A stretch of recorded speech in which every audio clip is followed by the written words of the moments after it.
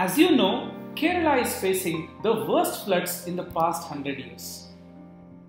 Although there are quite a lot of sources rendering monetary help, it is just one of the many resources that the state is in dire need of as of now.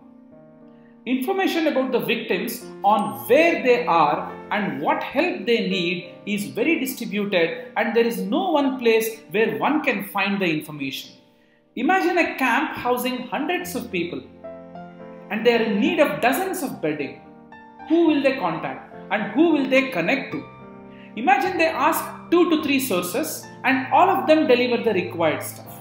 And it turns out that we have more than what is required, which can instead be routed to another camp.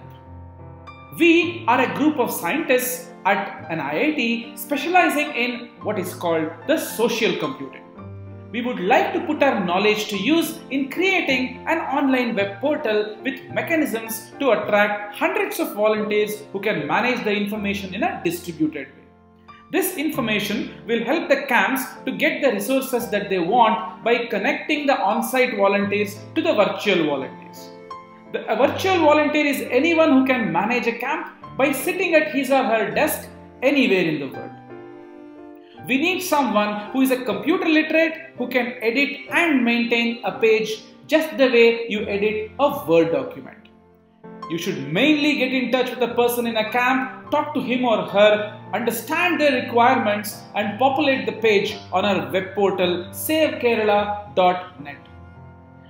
After populating the page, you should include yourself as a virtual volunteer by punching in your name, phone number and other details. After that, you should manage the page henceforth.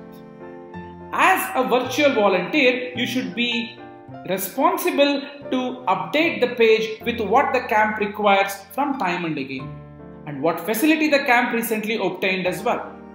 You should be proactive and keep in touch with the on-site volunteer and keep the page up to date.